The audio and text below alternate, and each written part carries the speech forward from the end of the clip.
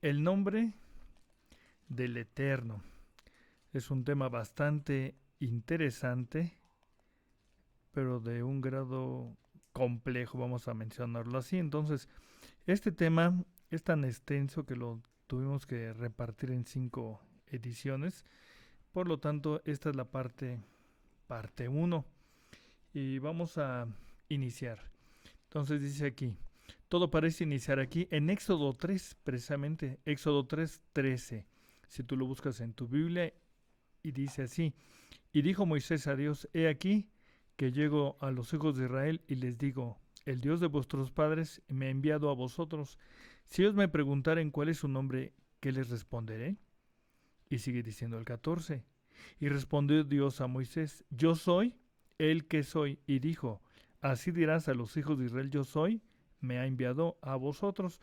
Vamos a remarcar esta partecita, esta precisamente, porque de acuerdo con lo que vamos a seguir analizando, de aquí sale precisamente lo que se habla de las cuatro consonantes. Entonces dice aquí en la versión hebrea Alepo, aparece lo que se conoce como tetragramatón. Es interesante porque si tú buscas tetragramatón en el internet, siempre te arroja nombre de Dios, pero ahí vamos a ver una parte importante, prácticamente a romper un mito. Y estas son las cuatro consonantes. Es un tetragramatón, de hecho, ¿sí? Pero vamos a mencionar cosas bastante interesantes. Entonces, pues este cuatro consonantes o este tetragramatón en particular puede presentarse en distintos estilos de letra, por supuesto que sí. Entonces, aquí para que te compartimos este alfabeto, es alfabeto porque empieza con la letra Aleph, de hecho es por ese es el nombre. Y vamos a ver aquí letra número uno que marcamos con un ovalito, es la yod, la más pequeñita. Vamos a ver otra más. Esa otra más es la ji, si te das cuenta. Del nombre en particular son dos de ellas. Y tenemos ahí la otra que es bap, ¿sí? Muy bien, tenemos otro, es exactamente otra, la ji, para mencionar las cuatro consonantes. Entonces lo tenemos aquí en pantalla negra que se ve más clarito aún.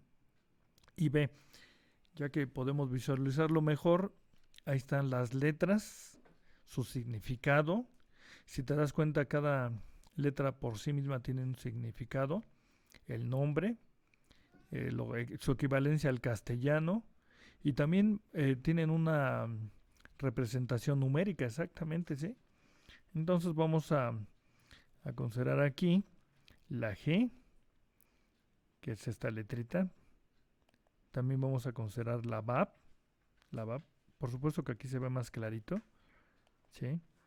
Y en esta otra lámina consideraremos la más pequeñita, que es la YOT, ¿sí? Y pues te compartimos las demás letras. Este tema, estas letras, de hecho el alfabeto ya lo compartimos en el tema de Pentecostés, ¿te acordarás?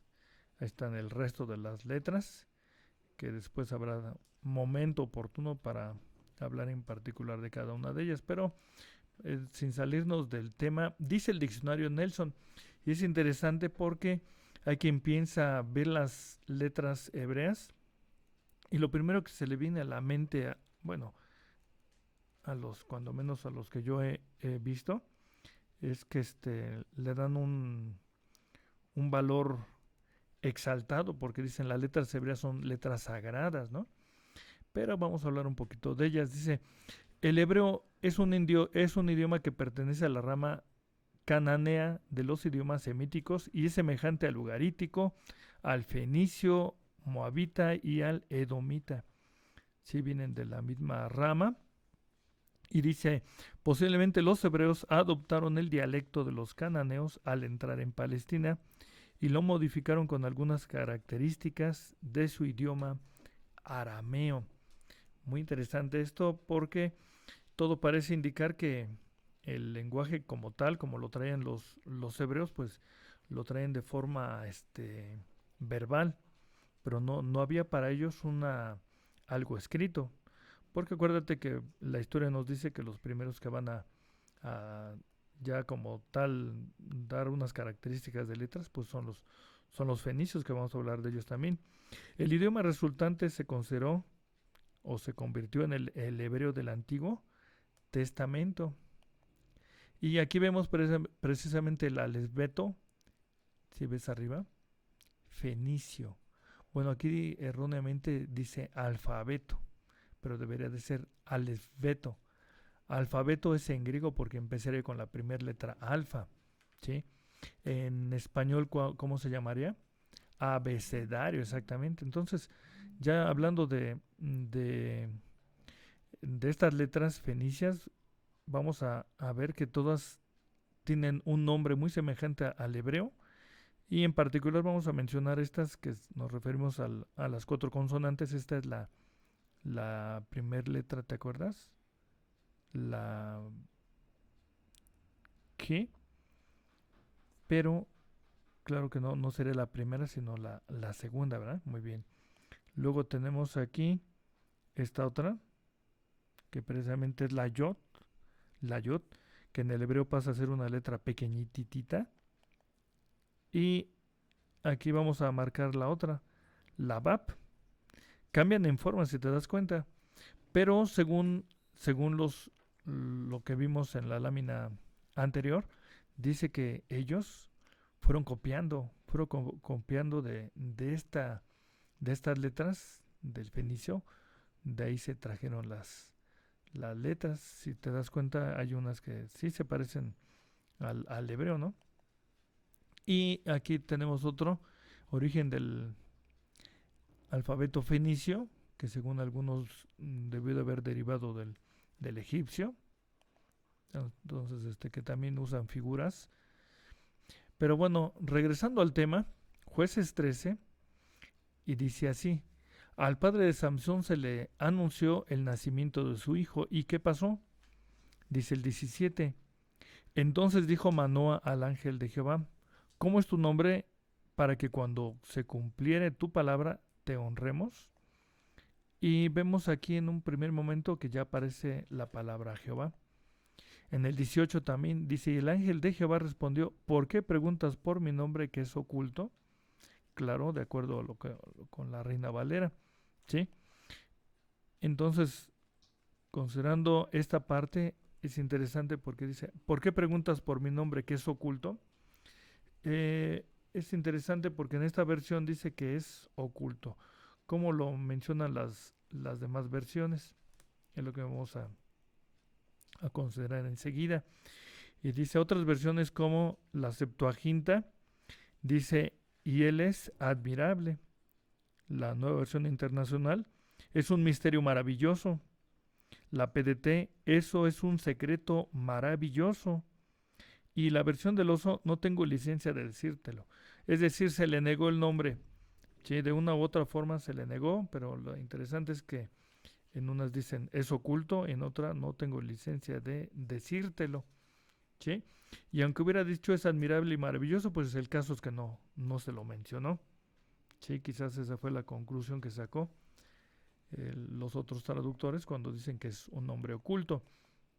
Entonces vamos a ver el trabajo de los masoretas. Sale a relucir el nombre de los masoretas porque, vamos a ver aquí, se dice que los masoretas se encargaron de vocalizar las cuatro consonantes a referirse al yo soy el que soy, y ellos, se atribuye que ellos fueron los que mezclaron la palabra con Adonai.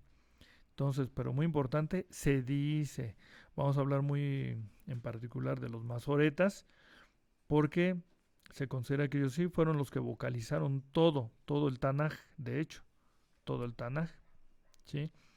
Entonces, se comenta que ellos hicieron este trabajo, que cuando se encontraron con las cuatro consonantes de yo soy el que soy, tomaron Adonai y de ahí tomaron las vocales, pero la pregunta es, ¿no es esto una mistura?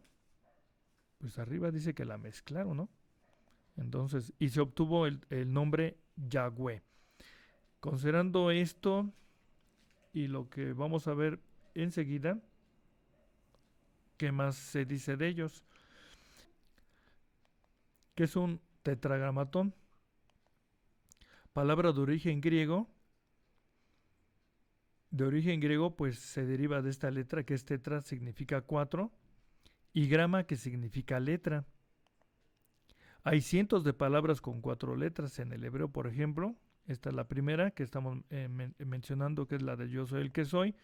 Lo buscas con el número Strong en el diccionario BIN como H3068, y así vamos a mencionar varias más.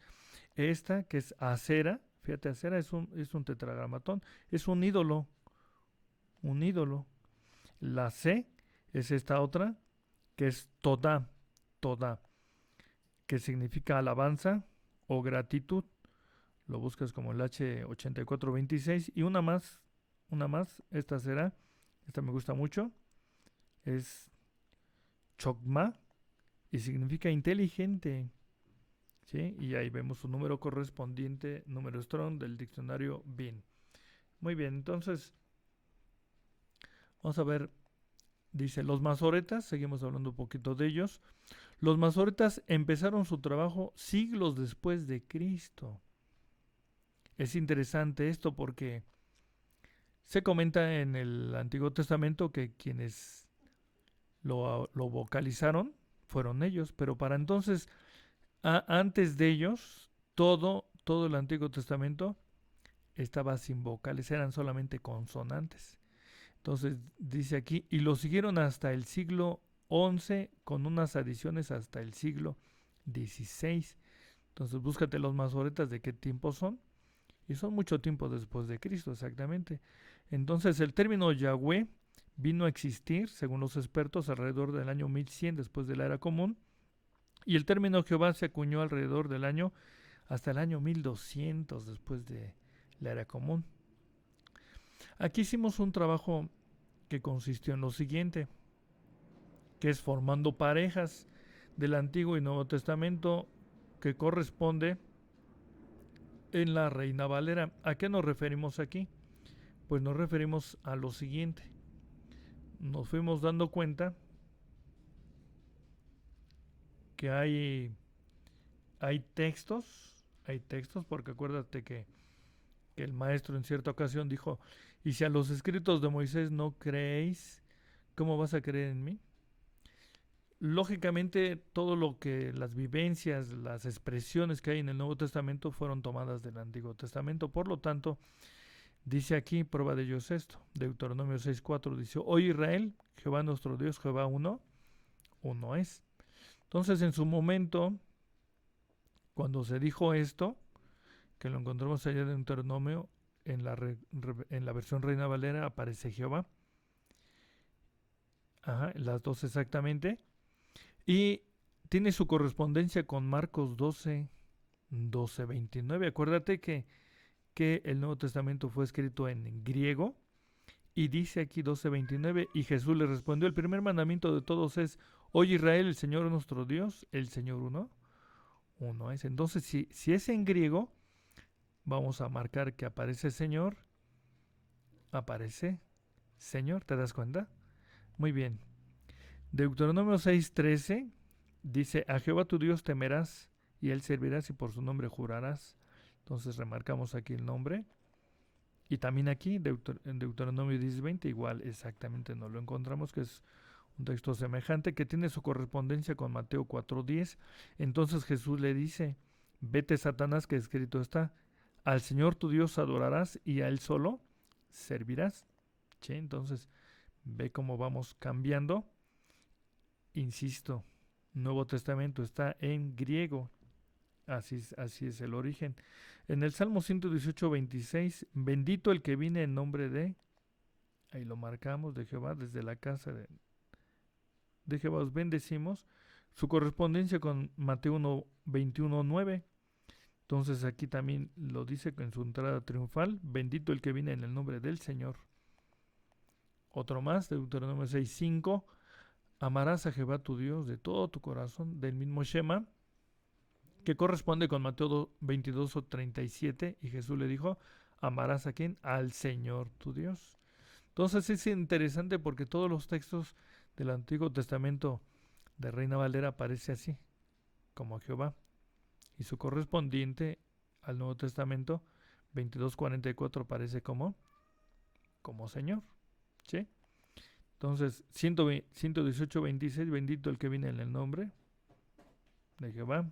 Y aquí dice, porque os digo que desde ahora no me veréis hasta que digáis, bendito el que viene en el nombre del Señor. Siempre, siempre, vamos a ver que este nombre de Jehová pasa al nuevo como Señor. ¿Hay una razón? Claro que sí. Aquí lo vemos en este otro texto de Isaías 28:22, con correspondencia con Romanos 9:28, porque palabra consumadora y abreviadora, en justicia, porque palabra abreviada hará ¿quién? El Señor. ¿Sí? Entonces, otro más, Joel 2:32, y será que cualquiera que invocare el nombre, ¿lo ves? Tiene su correspondencia con Romanos 10:13, porque todo aquel que invocare el nombre del Señor será salvo. Isaías 43, barred camino a Jehová, con Mateo 3:3, aparejar el camino del Señor. Siempre va a ser así. Deuteronomio 6:16, no tentaréis a Jehová vuestro Dios, y no tentaréis al Señor tu Dios, Mateo 4:7. ¿Sí? Otro más, Isaías 53:1, ¿quién ha querido a nuestro anuncio y sobre quién se ha manifestado el brazo de? ¿Ya ves? Y aquí este otro, con Juan 12:38, así dijo el profeta Isaías, Señor, Señor, ¿quién ha querido a nuestro anuncio? ¿Sí? Y con Romanos 10:16 también igual. Pues Isaías dice Señor. Correcto. Y hay más versículos, por cierto, y muy interesantes, como primero de los Reyes 19:10. Y respondió, sentido de un vivo celo por su correspondencia con Romanos 11:3, Señor, a tus profetas han muerto. ¿Sí? Isaías 1:9, si Jehová de los ejércitos no hubiere hecho que nos quedásemos con cortos residuos, con Romanos 9:29, y como antes dijo Isaías, si el Señor de los ejércitos no nos hubiera dejado simiente, tiene su correspondencia. Deuteronomio 32:36, porque Jehová juzgará a su pueblo. Romanos 12:19, dice, no os venguéis vosotros mismos. Y al final, yo pagaré, dice el Señor. Jeremías 9:24, mas alabes en esto el que se hubiese de alabar, de entenderme y conocerme. Dice Jehová. Y primera de los Corintios 1:31 es la correspondencia, porque como está escrito, el que se gloríese en el Señor. ¿Sí? Entonces, a través de este ejercicio, pues vemos que siempre en el nuevo va a aparecer Jehová, y en el nuevo se está sustituido como Señor. ¿Sí? Bien, luego dice Salmo 24:1, de Jehová es la tierra y la plenitud. ¿Cuál es su correspondiente al nuevo? 1 Corintios 10:26, porque del Señor es la tierra y lo que la hinche, del Señor. ¿Sí?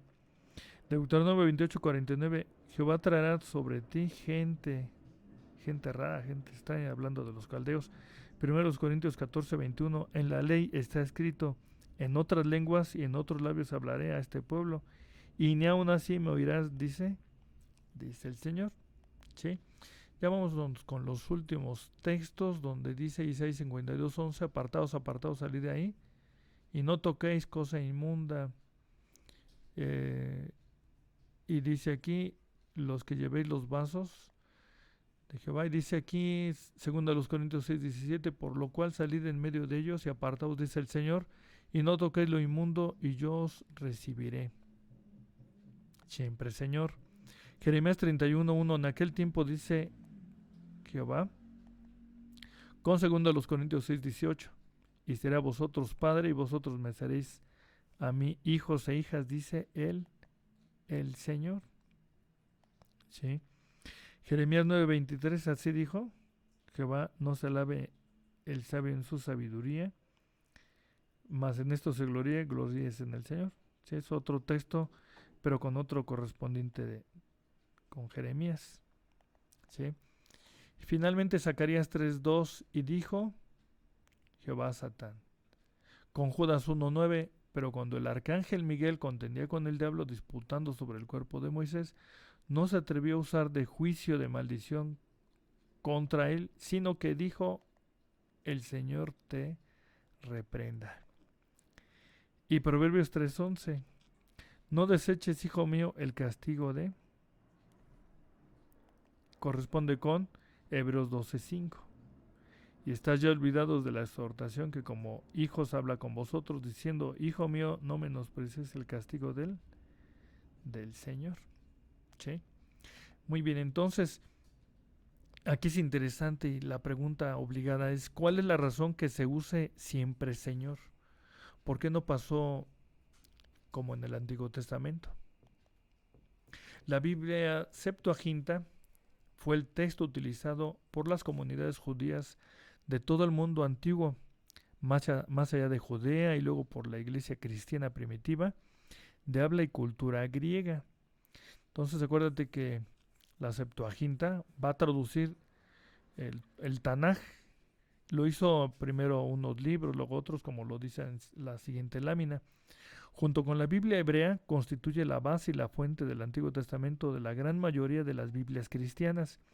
De hecho, la partición, la clasificación, el orden y los nombres de los libros del Viejo Testamento de las Biblias cristianas, tanto ortodoxas en el Oriente como católicas y protestantes en el Occidente, no viene del Tanaj o Biblia hebrea, sino que proviene de los códices judíos y cristianos de la Septuaginta. Toda una historia de la Septuaginta, ¿eh? Por eso ponemos el mérito a la Septuaginta. Y dice aquí, el nombre de la Septuaginta se debe que se solía redondear al número de 70 el total de los 72 presuntos primeros traductores de la Torá, de los primeros 5. Dice, la carta de Aristea y la carta de Filócrates presenta como un hecho histórico la traducción al griego de la ley hebrea, o sea, el Pentateuco, que es la Torá, una antigua versión, de acuerdo con lo cual fue por instrucción de Ptolomeo II Filadelfo en el año 284 al 246 a.C. Y dice aquí, aunque no se conoce exactamente la fecha y lugar de estas traducciones, los estudiosos proponen que una escuela de traductores se ocupó de verter el libro de los Salmos de David en Alejandría hacia el año 185 antes de la era común. Más tarde tradujeron libros de Ezequiel y Jeremías, así como el Dodecaprofetón o libro de los 12 profetas menores. Sí, entonces no se hizo la traducción así de un solo tajo, sino fue progresivamente. Incluso vamos a ver aquí que el libro de Daniel tardó en aceptarse, ¿eh? Si no lo querían aceptar como un libro inspirado. Dice, más tarde tradujeron los escritos históricos como Josué, Jueces y Reyes, y luego finalmente el libro de Isaías. El libro de Daniel fue traducido, fíjate, alrededor del año 150 antes de la era común, según dicen que fue ya de los últimos. Los libros de los Macabeos, Sabiduría y Eclesiastés fueron incorporados en el curso de los siglos segundo y primero antes de la era común. Algunos eruditos sitúan en Palestina durante el siglo I de la era cristiana la traducción del griego de los libros de Esther, Ruth, Eclesiastés, Lamentaciones y el Cantar de los Cantares, acaso de Aquila. Sí pudo haber participado él. Entonces, es algo de lo que te compartimos, que como ya mencionamos es un tema muy extenso y que lo repartimos en cinco sesiones. Entonces te compartimos nuestros logos de Videoteca IDI, y si quieres ponerte en contacto, aquí están los números telefónicos de este canal de Videoteca IDI.